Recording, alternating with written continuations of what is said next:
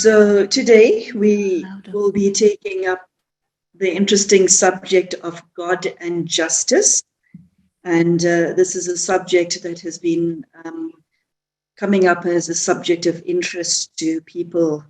And so there's a diagram that I'm looking at that reads Dharamraj, the karma philosophy, guilt, revenge, detachment, justice.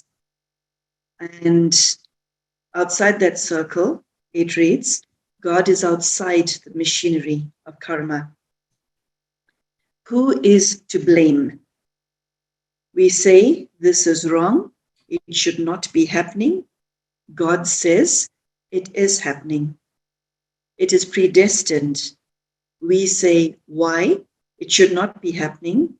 God says whatever is predestined is taking place.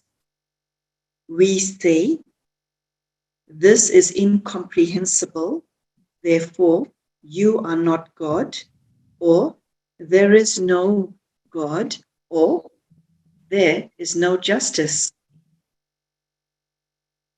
We say anything incomprehensible cannot be. Therefore, we are forced into denial. God says there are other options. There are other ways to interpret what you are perceiving and how you interpret your perceptions.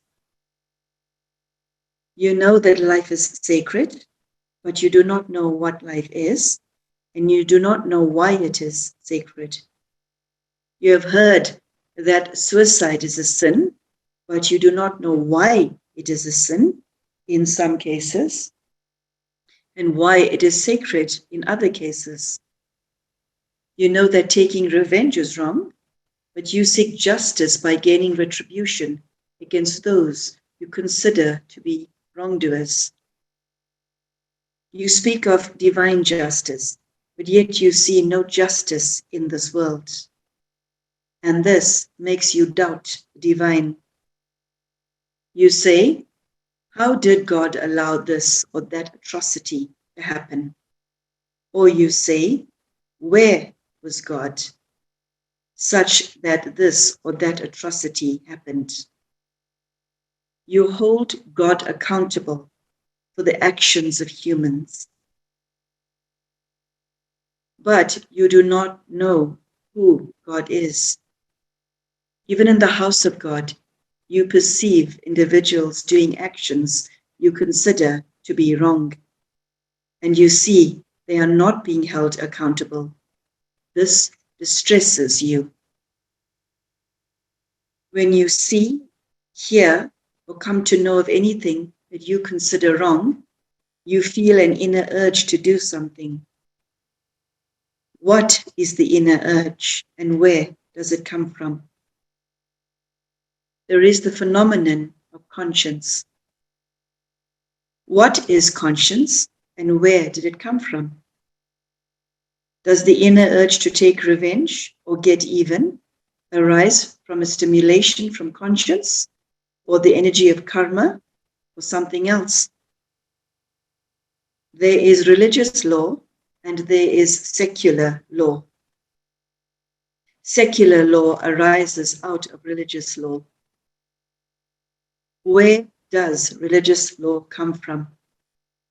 The founders of religions speak about the law, but none of them invented the law. Where does law come from? Religions say that the originator of all things is God.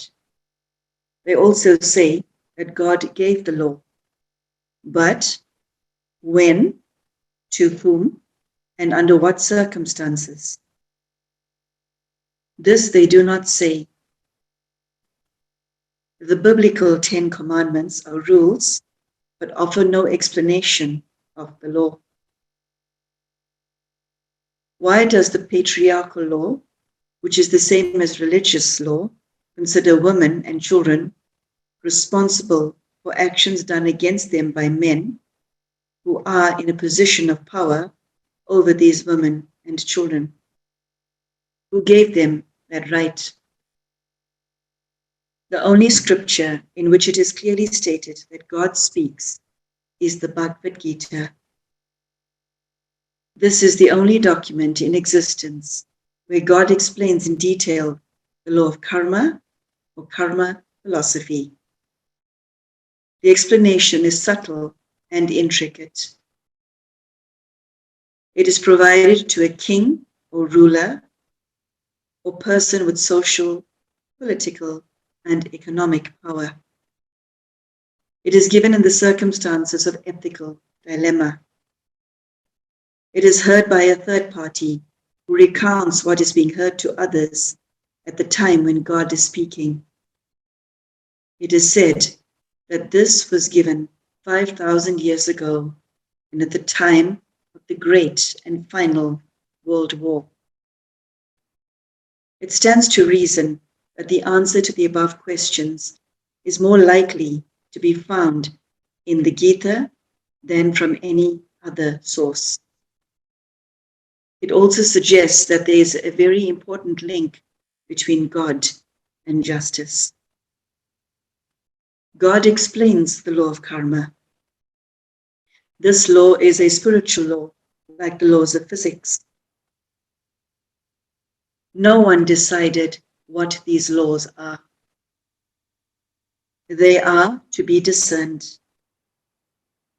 The laws of physics govern matter, and the laws of karma govern the interaction between and among human beings, between human beings and matter, and between human beings and the divine.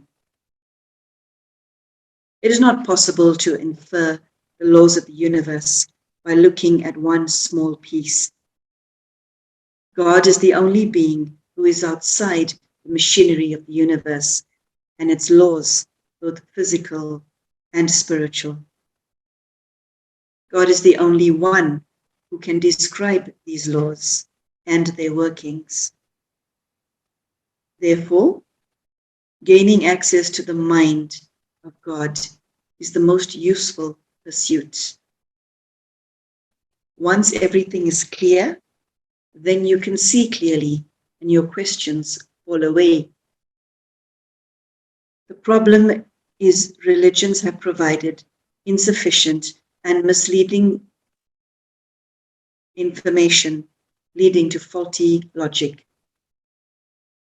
Human conscience is a good guide, but was polluted and deactivated through the interference of conventional morality, trauma, spiritual weakness, and an array of vices. The solution seems to be to put all that religious and secular information on one side and study what God has to say and see if you can work with that. However, it takes a strong, clean, and independent individual to do this. Are you such? I want to welcome all of you to today's talk entitled God and Justice. I am Magla Pillay and I'm currently in South Africa. And Sister Denise, who is currently in San Francisco, will be addressing us on this topic. So I invite you all to sit back and enjoy the next hour or so with us. And if you have questions, feel free to put it in the chat group. And after Sister Denise has shared with us, we will then be taking up questions and comments that you have on the subject. Thank you, Sister Denise. Over to you. Thank you, Magla. Well, it is said that truth is simple, but it's really very intricate and complex. And this is why I think it's difficult for people to grasp what is really happening.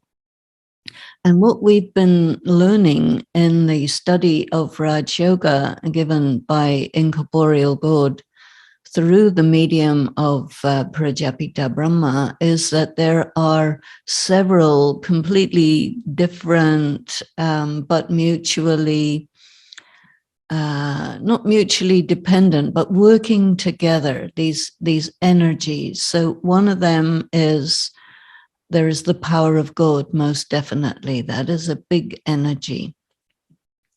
And another one is the law of karma. And that is a very big energy.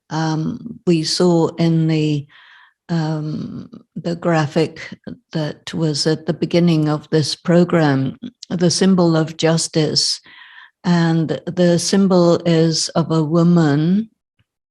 And usually women are used as symbols for something that people can't quite figure out. And then she's blindfolded because they say justice is blind. And then it's the scales. And so the law of karma is an energy that seeks to bring everything into equilibrium. And it doesn't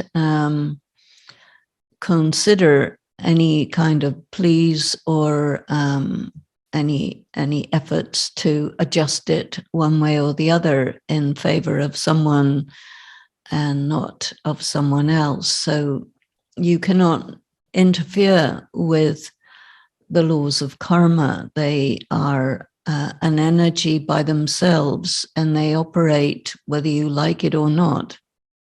And generally speaking, people don't like the laws of karma because there is this feeling in people concerning forgiveness that, well, you know, I made a mistake and God will forgive me because of this and that.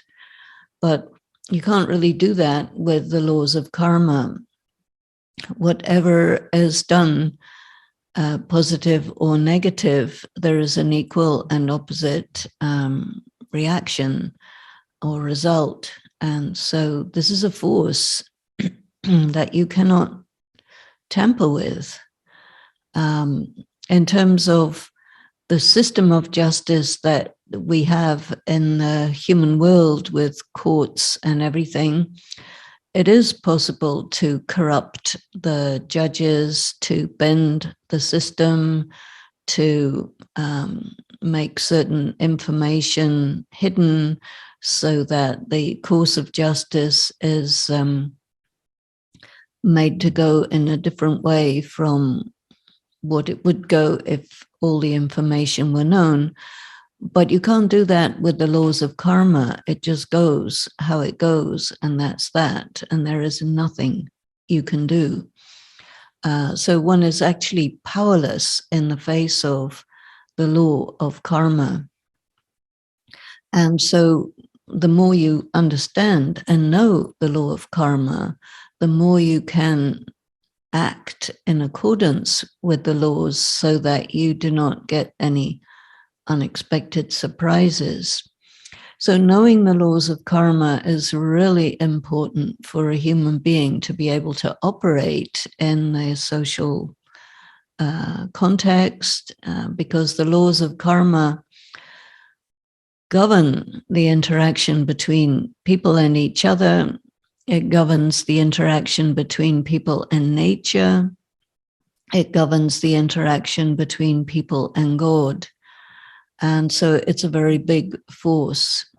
But another force, which is very difficult for people to deal with and understand and come to terms with, and that is the force of predestination.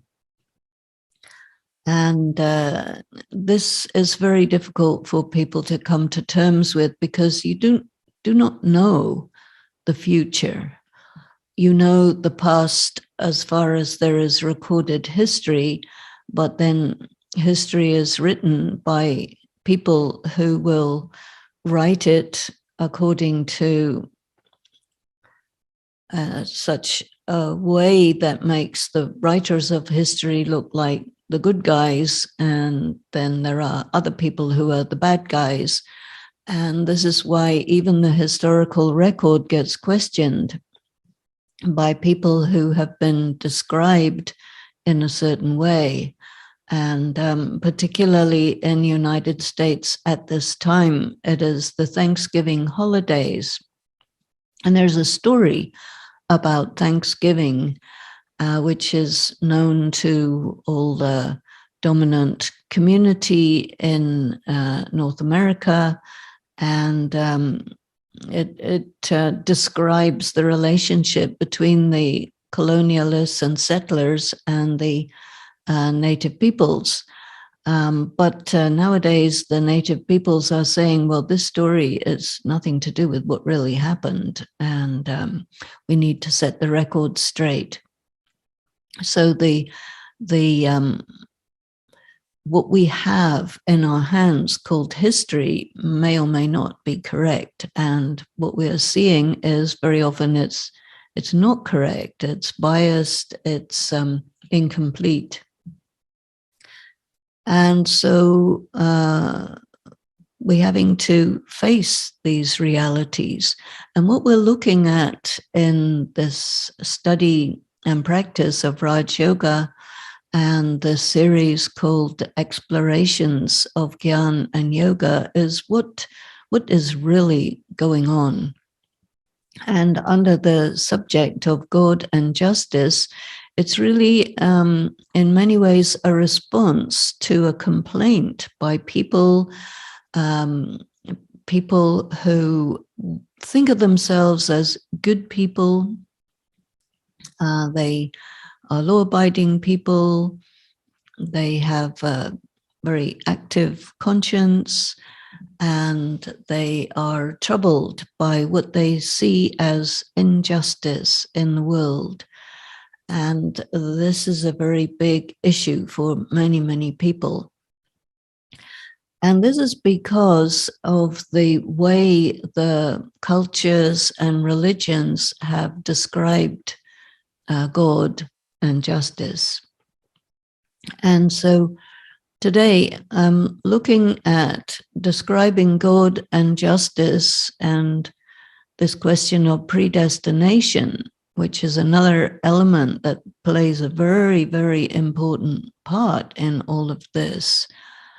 And it's completely different from the narrative that we get from any of the religions in the world, at least the dominant religions. Some of those religions that are called primitive religions actually are much more accurate than the dominant religions, but they are not given any credibility. And so most people don't even know what they say. But God is not responsible for giving the reward and punishment for people's actions. And the religions always say that this is in the hands of God. And God will say, well, actually, it's an automatic machinery of the law of karma. Whatever you do, you will get the reward for it, whether it is positive or negative. And this period of time that we're in at the moment is called the time of reckoning, the time of settlement.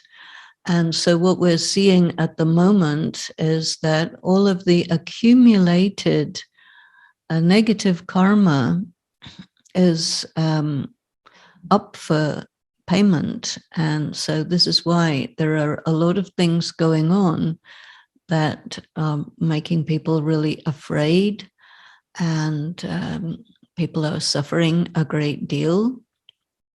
And what is perceived in the minds of those who are observing all of this is that it is unfair, it is unjust, and they're looking to God and saying, what are you doing?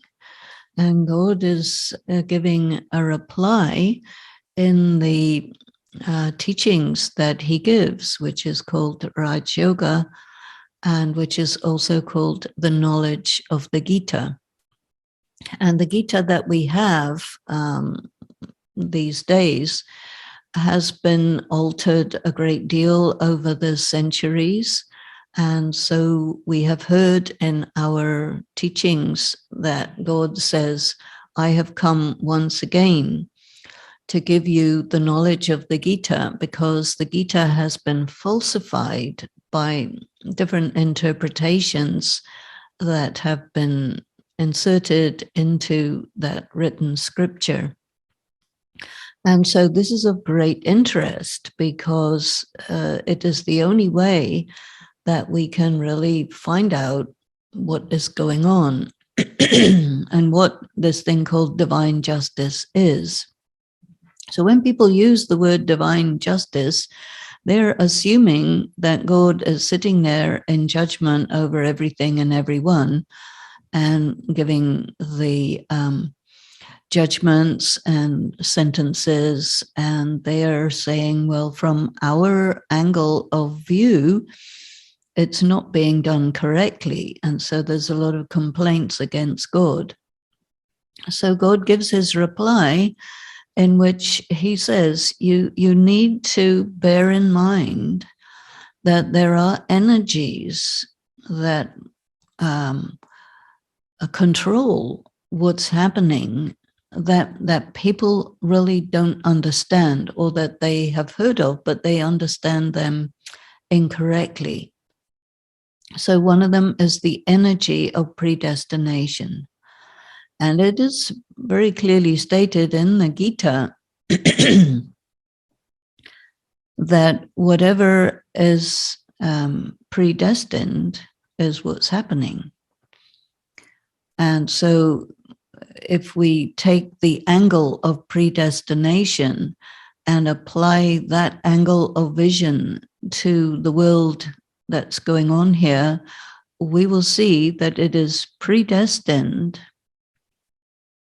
that there will be climate change, that there will be the COVID pandemic, that there will be refugees, there will be exploitation, all these things.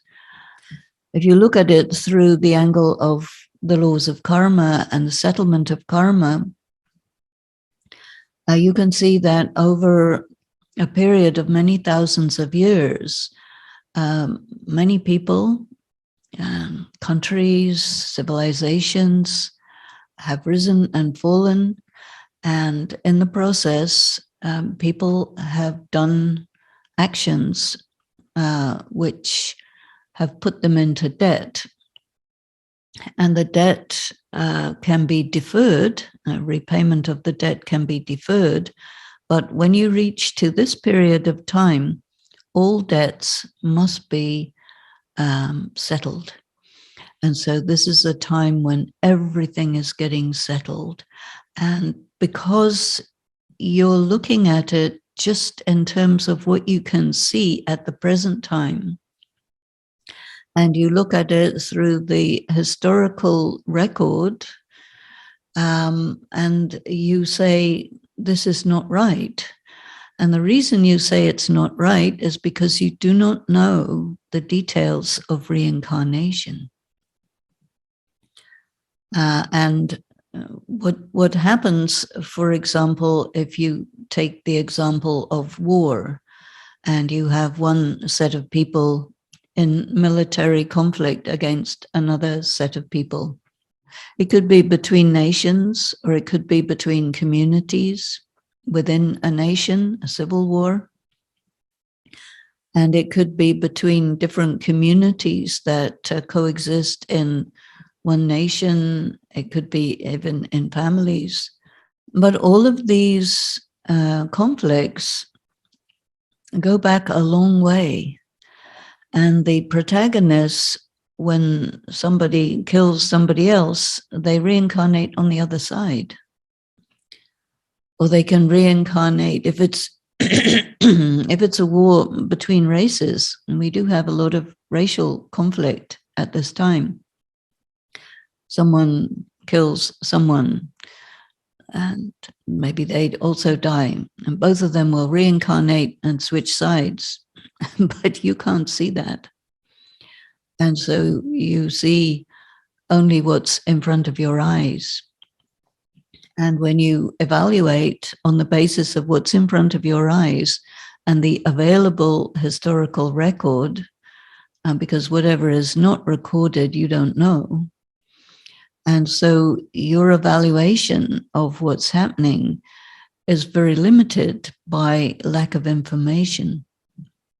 And so God is the one who knows all the details, who knows the stories of each individual, and who also says everyone is an actor. And there is a drama going on here, a three-dimensional film, and all the souls are actors in it. And so they play roles, and every single person's role is half happiness and half sorrow, half positive and half negative.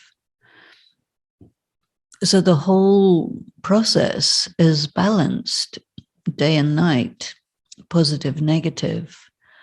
Every single individual has their bright side and their dark side. And all of this plays out in this enormous film called The Story of Humanity, with up to 8 billion actors. And there are every home is a stage in the big theater. There is the theater of war. There is the theater of the cultures and the history and the stories. And it's a very vast and very complex. And much of it is unknown, because the first half of the drama, according to the information that he's given us, the entire historical record of the Golden Age and Silver Age is obliterated in the small destruction. And what we have is a mythology and stories and images and symbols, which people interpret however they want. And some people get it more or less right, but a lot of people get it totally wrong. And yet there are things that persist. And one thing we know about truth is that it has this characteristic of persisting. So there will be signs of truth. And so if you are a kind of forensic expert on truth, you will look for all the various different signs. And there are so many people who are trying to find out what's really going on. And they generally find that the narrative that they come up with is quite different from the narrative that most people believe. And so what we are having to deal with in this EGY, this session of exploration of Gyan and yoga, is this big issue between what people assume to be the right way of looking at things, and then the angle of vision that we are being given by incorporeal God Shiv Baba, who says, you're not taking into consideration that everything is predestined, as well as the laws of karma are playing out, as well as I, God, know who is who and what's happening, as well as this is the last moments of the cycle when all of the accounts are up for settlement and the whole play is about to finish and a new one is getting established, which will rise like a phoenix out of the ashes of the destruction of the old one, and the game will start again. every single being is eternal and immortal, and every single being has their own story which they play out, and the drama is like a huge wheel which turns in a particular way, and it can only turn in that way, and that is called, sometimes we have the expression, the destiny of the drama. But predestination is something that people have a hard time dealing with, because they want to know, okay, if it's predestined, then we want to know everything from the beginning through the middle to the end. And so God says, okay, well, I can tell you that. And he does describe the knowledge of the drama. And he says that this is it. But it is very, very hard for a human being to endure that information, very hard to deal with. And this is why it can only be given at the end of the drama, when you have already passed through the world of heaven and the world of hell, and now the world of hell, the world of settlement of karma, the world of the dark night of the soul is just about to be finished. And the most important thing that we need to know is that each and every one of us is immortal, and no one can get lost. No soul can be destroyed. Physical things come and go. They get destroyed, they get created. And as Einstein had said, matter cannot be created or destroyed, it just gets changed. And in the same way, the soul cannot be created or destroyed, but its integrity also cannot be created or destroyed. Matter keeps switching around, and one object becomes another object, or becomes dust, or from dust you make something else. So you don't really track particular pieces of matter, but souls are integral and they have their own role. And so then there comes this question, who am I? And the thing that is really difficult is to come to terms with who am I and what do I do in this drama? Because there are paradoxes that are very, very difficult to manage. And in a couple of Murlis fairly recently, Baba was saying very clearly, look, the sins that you commit are also predestined. And the suffering you must bear as a consequence of having performed negative action must be borne. So you don't have any choice, and you have to pay. And people say, that is an unbearable piece of information. We cannot bear it.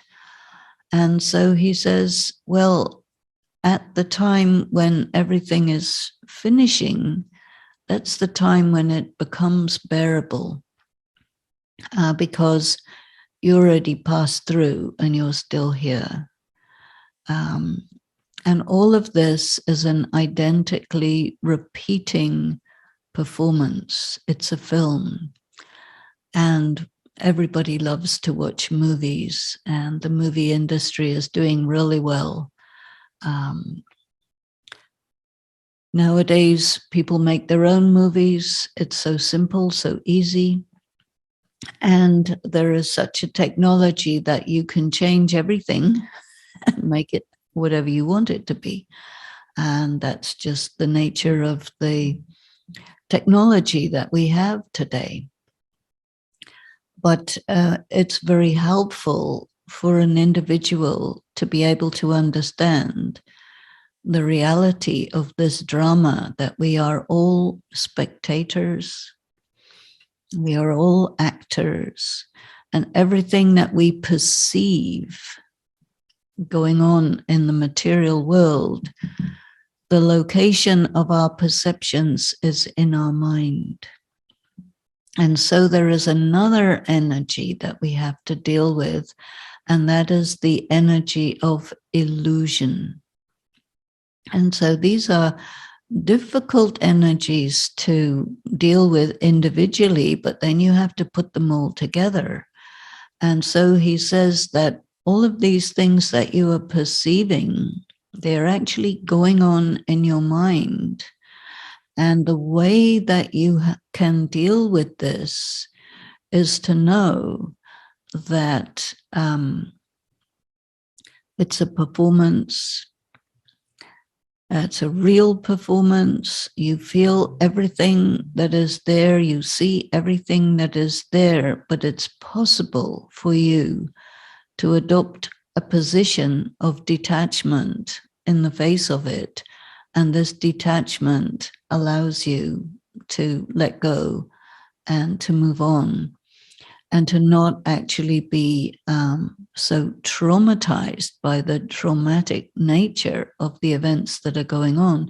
Now, this is all quite difficult for people to manage, but we have a choice here. And I think it's important to look at this choice. On one side, you perceive the world as we know it through the angle of your material vision, and you see that it doesn't make any sense and that it's unbearable because you don't see any justice and you hate that.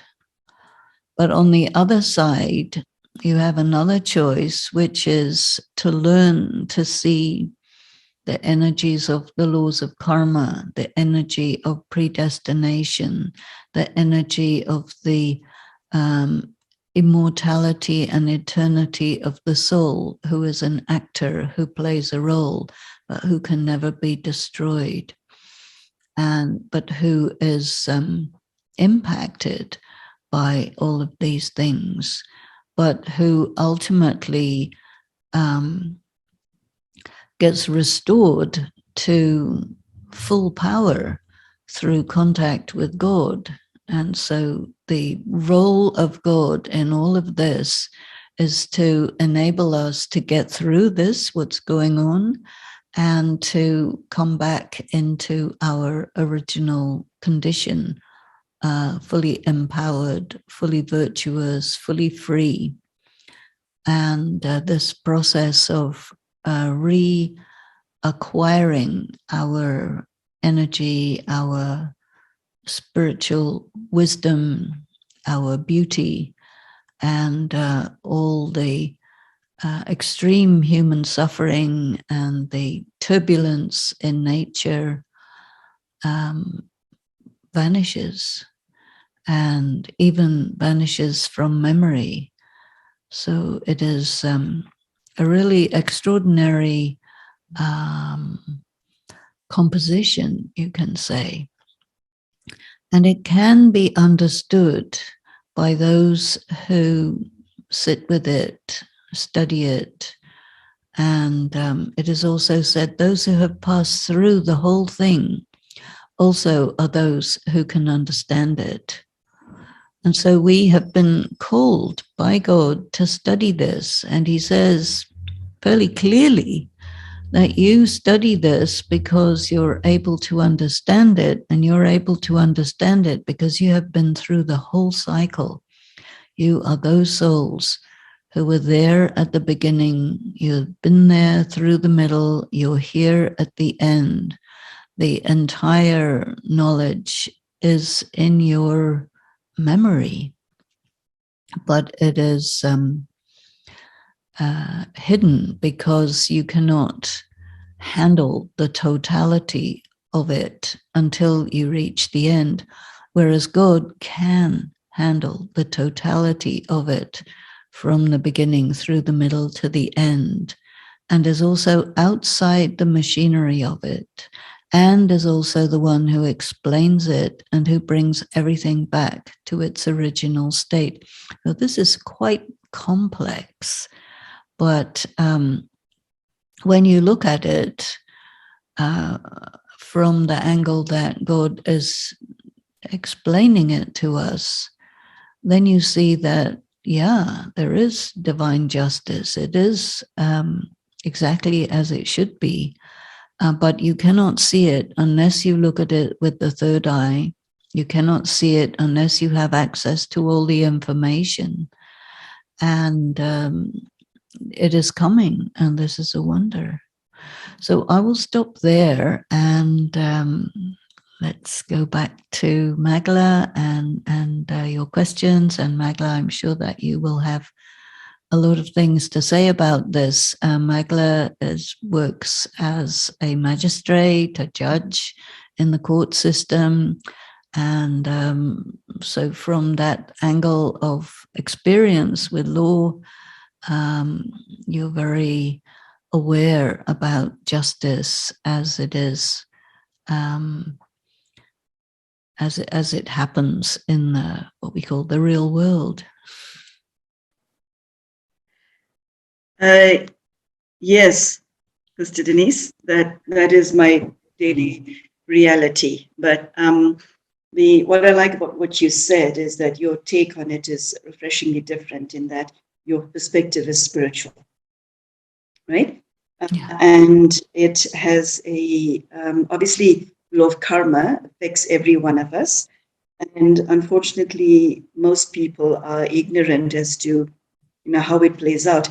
And Sister Denise, one of the questions I get asked most often from the victims of crime or domestic violence, or even parents of a child I met recently who has leukemia, 4-year-old, is a question that gets asked often is, why do bad things happen to good people? Well, There's yes. so much pain in that question. That is the big question. Why do bad things happen to good people? What God tells us is every single one of you is a good person. Every single one. Every soul is essentially pure, peaceful, powerful, loving, blissful. And you go through this cycle. You play many roles.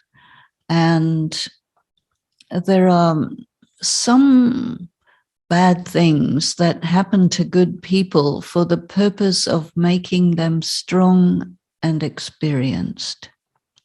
So that is a very important reason. And some things happen to good people, some bad things happen to good people because it is a settlement of karma from another time which you don't know anything about, because all you know about yourself is from your birth of this body until the present moment. And everyone does a lot of good karma and also negative karma. And the good karma is rewarded by good circumstances and situations, and then the bad karma comes up for payment every so often. And because we do not remember what roles we have played in other times and what has been our interaction with people in other times, and so when something really bad happens to someone who considers themselves and other people consider them as good people, then you have no explanation because you do not have access to the things of other lifetimes. And it's like a safety mechanism, because if you would know who you have been in all of the lives that you have had, you would have a lot of difficulty trying to figure out what your identity is. Because you would have been male sometimes, female sometimes, you would have lived in different races, you would have passed through wars and conflicts, you would have been caught in situations that are out of your control, but yet which in which you perform negative action that you wouldn't have performed if you were in control. And it's very, very complicated, enough to make a person crazy. And so the safety mechanism of forgetting whatever you have done in previous births is there. But what you do have is something called sanskaras. And the sanskaras are indicators of tendencies. And so if you look at yourself really, really deeply, you can understand that you have a lot of good characteristics, and you also have weaknesses, character defects. And one of the things that impacts a person very, very much, which the religions and the world, the social sociologists and psychologists don't really see clearly, is how much a person is corrupted when bad things happen to them, especially as children, and then that can cause a person to perform bad actions in later life. And so the law of karma and drama, and it's very complicated, and they all are working together. So we have to separate them to look at how these laws are, but they do not operate in isolation. They operate all together all the time. And therefore, we can understand that bad things happen to everybody, and that you can't really categorize people as good people and bad people, but you can say that good people do bad things, and that there are people who are in bad situations, which is connected with their role and with their karma. But we are really not in a position to divide people up into good people and bad people, because it's really not that simple. It's quite complex.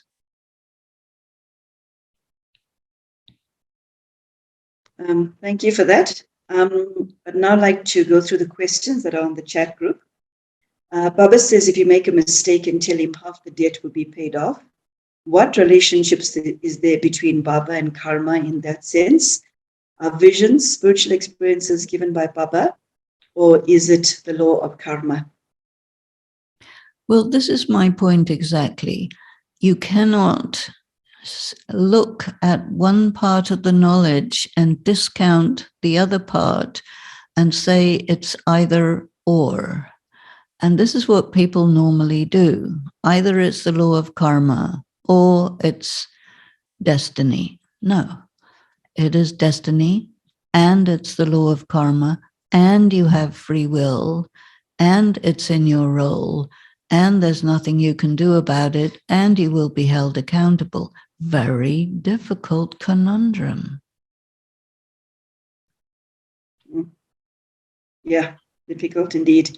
We have to come to terms with it. I think that is a good thing, coming to terms with all of these things and being okay with it. And that cannot happen easily. You have to really sit with it, meditate on it, study it.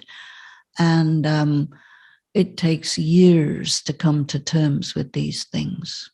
The next question is, could predestination be related to simultaneous time, where it is said that what you decide in your present not only determines the future, but can also influence your past, because they are simultaneous timelines?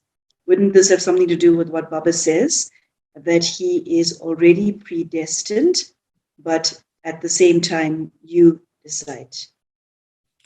Well, this idea of simultaneous timelines, I don't know whether that's anything to do with Gyan, although there are a lot of people who talk about it. But if you look at the knowledge as he gives it, you will see that the future exists already and the past exists already, and you are in the present.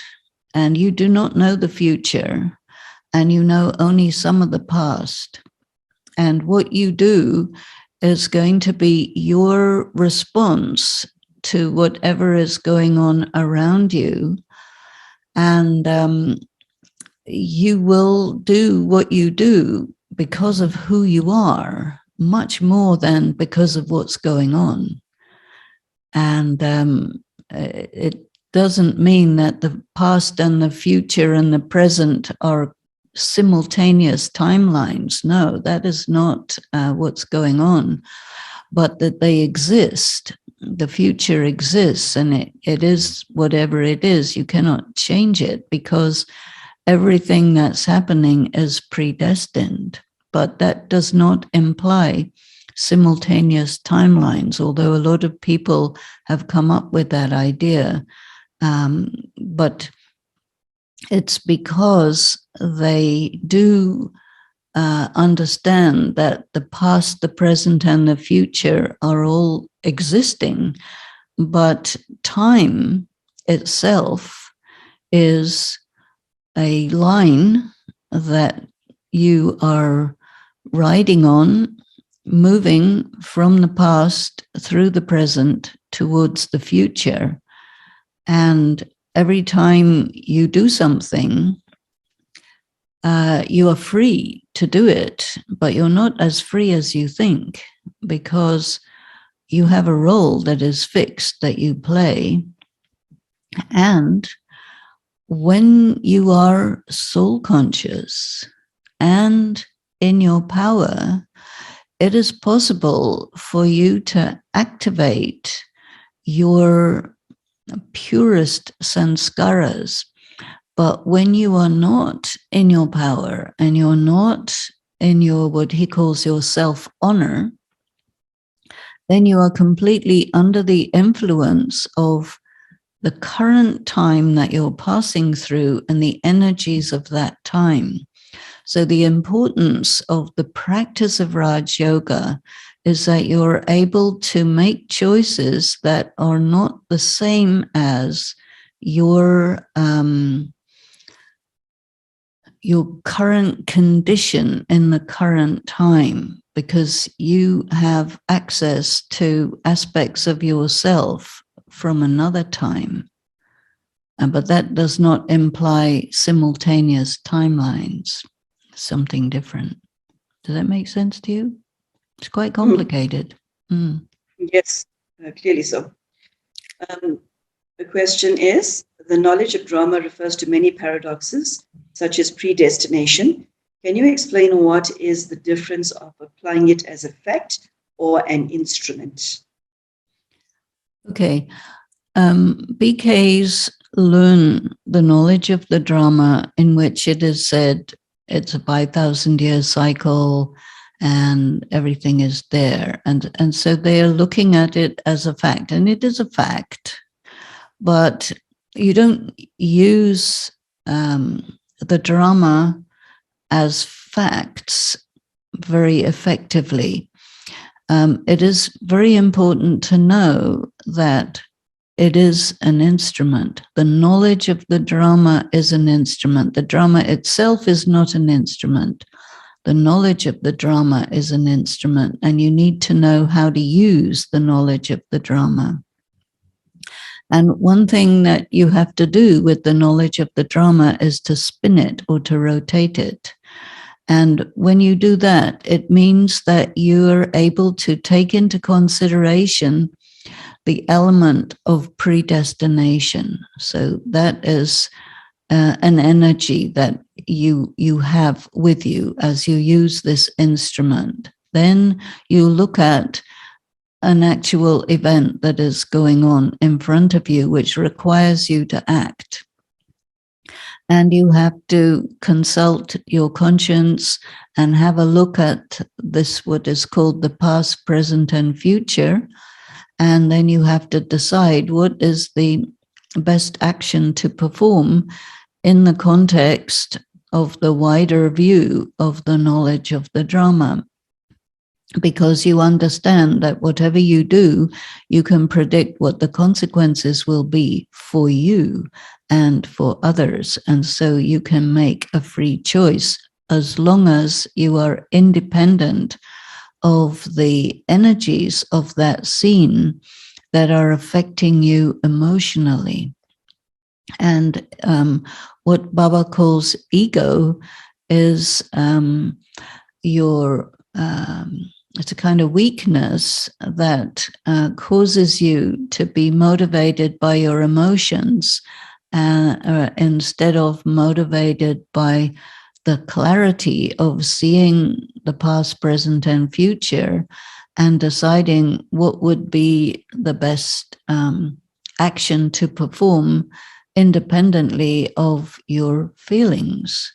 And there's very few people who are free enough to be able to do that. But this is what the instrument of the drama is for, so that you can perform pure karma in spite of all of the forces which want you to continue to perform negative karma and get yourself further caught up in the bondages of karma. And so the knowledge of the drama is an instrument to free yourself from those energies.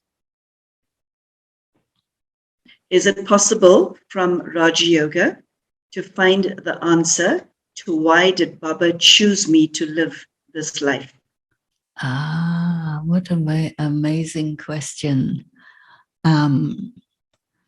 He chooses you because of who you are. He chooses those who have passed through the whole cycle. Because if you've passed through the whole cycle, then what he's talking about is also in you, because your cycle of lives corresponds to the cycle of the world. And so when he talks to you about the cycle of the world, you can relate to it because it's the same inside your own soul. A person who hasn't passed through the whole cycle doesn't have that as part of their experience, as part of their role, and so they can't really relate to it. So this is why you're chosen. And it's not really about whether you're a good person or a bad person or something like that. Anyway, you're a good person, and bad things have happened to you, no doubt, but that's par for the course. The key element is you're chosen because you were there at the beginning. And then you have to come to terms with that, oh my God, I was there. And I passed through everything that he's talking about. And also, it means that you have a role to play in this period, which we call the period of establishment, that you are called by God to come to terms with this knowledge. And you can come to terms with it if it's all in you, you know, and then to bring yourself to a state of being where you have that clarity, you've come to terms with everything, and you have been able to pull into yourself full power from God. And then you become an instrument yourself to give that power to the people of the world who maybe can't get it for themselves. So you have a duty, you have a responsibility. And so then it becomes important to study this and to acquire the strength to be able to fulfill the duty that comes with having the knowledge, because knowing these things means you have a responsibility, and he gives you the power to carry out that responsibility. And it'll be a big surprise to you because you think, oh, I'm just a nobody in particular, which everyone is by the time you get to the last birth, but you don't know who you were. And it's something that is written in the Gita. You don't know your births, he says. You don't know your births. I know your births. So I'm calling you because I know who you are.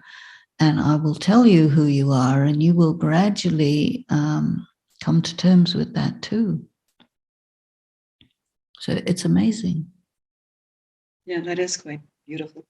Mm. Sister Denise, next question. You say that the Gita has been altered and God says he has come once again to clarify it as the Gita has been manipulated. Do this repeats in every cycle, every 5,000 years? Well, yes, everything repeats, so that also has to repeat. And it's an amazing dance, really, if you think about it. And this is why he calls it a drama. And so he speaks, and he speaks truth, and the truth creates the true world. And then the world goes through the spring, summer, autumn, winter. It goes through the day and the night. And the only way that the night can happen is for the Gita to be falsified. And the only way that God can be, that God can reappear in the human world is for there to be massive suffering, because nobody remembers God unless they are suffering. And so God never goes to heaven because nobody's suffering there. But he does create heaven, definitely, at the time of the Great World War, which is mentioned in the Gita, and at the time when everyone is suffering. The last resort is always to turn to God. So people are getting to that point where it's a last resort is happening a lot, and people are really turning to God, and God is fully responsive to the call of the people. But then he also says, I cannot come before my time. And I also have a fixed role in the drama, and I can only come when things are really bad. And when people of religion are having beliefs which turn them against God. And so all of this is in the script. And to get this perspective on the whole script, where you see the whole thing and you see your part within it, your part with God, it is mind-blowing and fascinating and complex. And so this is our study. And here we are in it, but we're also able to take a step back and look at it, because God teaches us how to look at it from his perspective. And here we are. This is the most extraordinary gift, which he also calls, this is my inheritance for you. I give you the knowledge. You can understand everything about the creator and the creation. And now use this knowledge and take care of the world.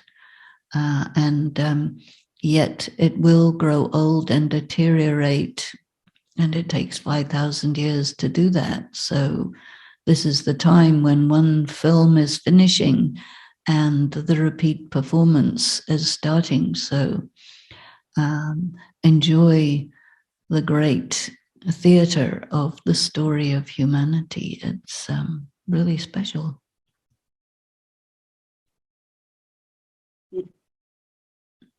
Okay, next question. How to respond in a pedagogical way, law of karma in brackets, to the question of non-Brahmins when they see all the catastrophes that are happening around them and in the world at the moment? Well, this is why we're learning these things, and we have to learn it deeply. It takes time for us to really be able to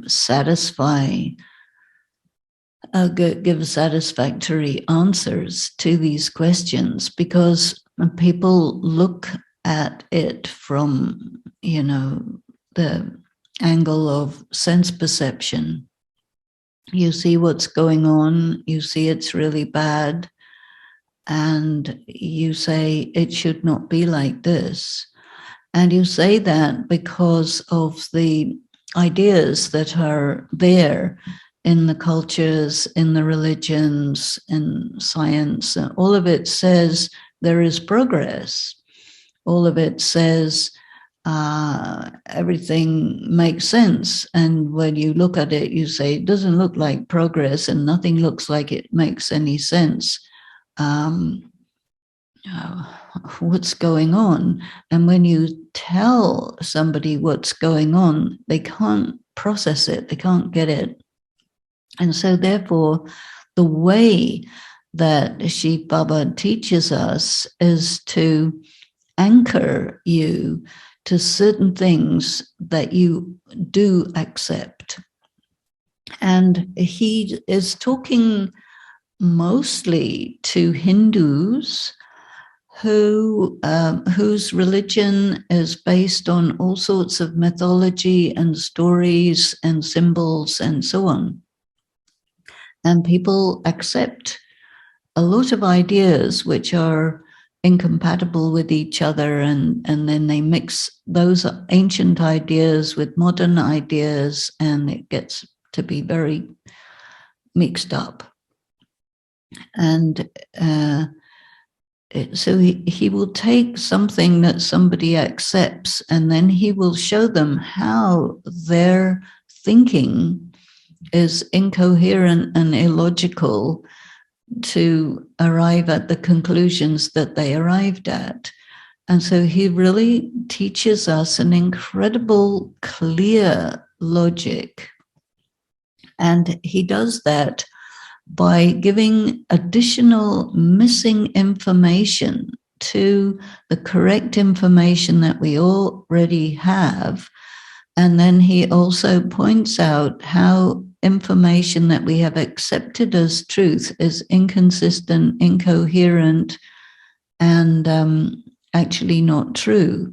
So he gives us what he calls a divine intellect. And this is a very gradual process. And the first thing he says is, look, there's no such thing as death. There's death of the body, no doubt, but there's not death of you. And people are very afraid of death. And they're very upset when somebody else dies, you see, because they think they've lost someone. And you say, nobody can get lost. Nobody can disappear. You're there forever.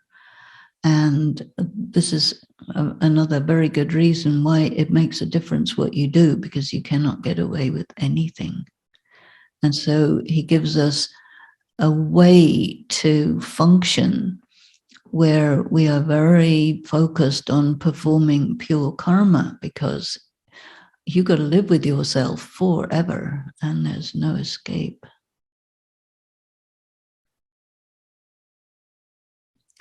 But how you explain that to people, you know, you have to study this, sit there, practice. Lots of people will come along and they will let you know that you haven't explained it very well, and they will not be happy. And so you go back to your drawing board and get your explanation such that it gets better and better and better, because by explaining to people, you also come to understand it better, because they will give you a hard time and make you get it right before they'll accept anything. Next question, does God intervene drama in any way? And if yes, how? Well, sometimes he says he doesn't, but we can see that he does. And how does he do it? It's very interesting. One thing he says is he will not go against the laws of nature. So he won't do miracles, like he won't like make dead people come alive and things like that. But he does. You can experience this when you come to God and you develop a relationship with God and you study his material and you follow what he's telling, you come into karmic account with God. And then your motivation that what you do is in order to reveal God, in order to make God clear, in order to make God's knowledge clear, and in order to enable people to appreciate God, respect God, love God, and recognize God. And so he will take care of you. And there are just many, many people, they may be in Gyan or they may not be in Gyan, but they have love for God. And when you have love for God, it sets up a resonance where even in a situation where things could go wrong, they don't, they go right.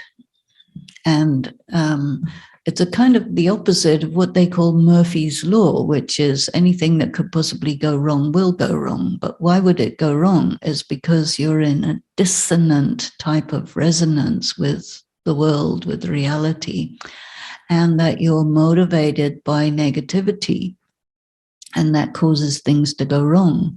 And so he will intervene by getting you to be in resonance with him, which brings everything into balance, because he's a force that causes everything to become pure and perfect and in balance and good, you can say. And so then you experience many things where like you get yourself into trouble, no doubt, but out of that you get a lot of lessons. And but you also feel this protection. You feel because you are connected with God, it sets up this energy field where something that could go wrong if you were not in that energy field won't happen. And you get many stories like this, sort of anecdotal stories. And so his intervention in the drama is very discreet. And I think it's also very much dependent on your yoga. So the whole matter of yoga becomes very important. When you're in yoga with God, it just causes things to go well. And when you're motivated by ego, he calls it often ego, which is like dark forces, then things will go wrong. So there are these two forces, the force of God and the force of darkness, and it's up to you which one you're in resonance with. If you're in resonance with the force of darkness, things will go wrong. And you're in the circumstances of darkness, but in resonance with God, you'll get through it quite well.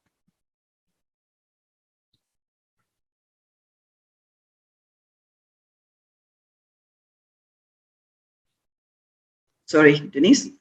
All is predestined. Is freedom not about to have choices? Well, I mentioned it a little bit earlier also. Yes, you are free, but you are not free as long as you are under the influence of your negative karma, as long as you're under the influence of materialism, as long as you're under the influence of your emotions. You're not free. You're totally under those influences. And in order to be free, you have to be really free yourself from your karmic accounts and from the influences of other people. And then you can use your freedom.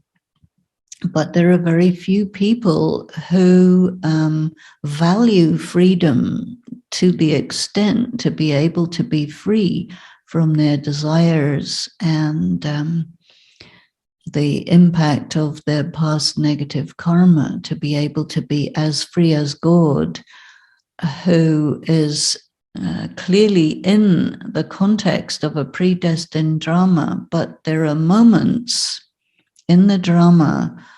It's a very interesting phenomenon. There are moments where you have options. You could do this or you could do that. It's open. and it's open for a second or two, and you can decide, but you have to be free internally to make a really free choice. And then there are other things where you just you're not free. The force of predestination is totally pressing down on you. And this is something that is mentioned by the Serenity Prayer of Alcoholics Anonymous, where the supplicant is asking God to have the power to do what they need to do at the time when they can, and to accept the things that they can't control, and the wisdom to know the difference. And if you can get that right, you're really ahead.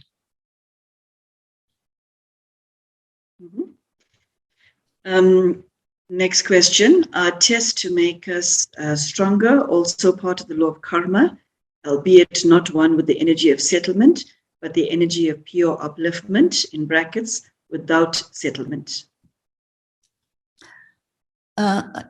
Something that happens to you, you have to interpret it. Is this happening because it's settlement of karma and I have to take the punishment? Or is this happening because it's a test which is there to make me stronger? And it's up to you how you interpret it. And so my personal choice is to say, okay, whatever it is, whether it's a test or whether it's a settlement of karma, but I'm going to consider it to be a test, even if I know very well it's a settlement of karma, because when it's a settlement of karma and you think you're paying, you're getting punished, etc., it's, to me, it's less personally empowered than if you think it's a test. Because if you think it's a test, then you're looking for what's going to be the lesson for you, what's going to empower you, what's going to make you experienced. And then you're looking at it from an angle that brings you more and more into your power. So I prefer to do that. But it's up to every individual how you interpret what's going on. A soul wants to know if everything is predestined and forces like karma has nothing to do with God, what exactly is the role of God for half a cycle? Well, which half of the cycle are you talking about? The second half? It doesn't state, but my thought was, if the soul is referring to the first half of the cycle, I thought he was having a rest because he's tired after Sangam Yuga. Exactly. Yeah. He says, the first half of the cycle, you don't need me. So I'm watching the world of heaven from my angle, but I don't participate because he is a reciprocal type of being, and he will respond when you reach out to him. And that doesn't happen until the second half of the cycle. And so he is interacting with people for the whole second half of the cycle and responding to the genuine love and belief. So even if somebody's belief is not quite right, but it's genuine, they really feel that and mean that, he will respond in kind. And then in the confluence age, he becomes the father, the teacher, and the Satguru, and really gives us the knowledge and interacts with us full on every day for many, many years during our last life. And he makes us into Brahmins and prepares us for the next cycle. So that's a very, very busy time for him. And he also is doing a lot of other things besides looking after us. He's doing things with the scientific community, with the religious leaders, so many activities he's doing that he doesn't tell us about, or he gives an indication only. But he's very busy for the whole second half of the cycle, responding to the different devotees in different religions and giving response, giving energy, giving the feeling of his presence to those who love him. Okay. Next question. Is it that the end of time being fixed, the time to settle our karmic accounts reducing, the accounts are compressed and becoming denser and denser, and in brackets up to explode? Sister Denise, I see it's 1626. So I think this is our last question. Okay, yeah. Well, I would say everything is getting more and more intense. And as far as possible, we are settling our accounts, we are reducing them as much as we possibly can, but they're also getting more intense. And for the world, it's getting very intense. And ultimately it is going to explode, but I think things have to get a lot more difficult.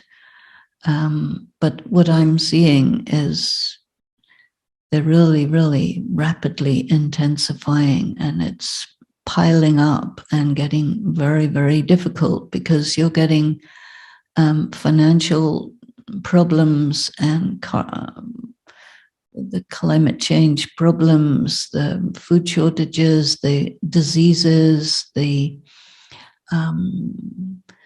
wars, the civil disturbance, the stress, the violence within families, within communities. It's getting very, very difficult for people to bear.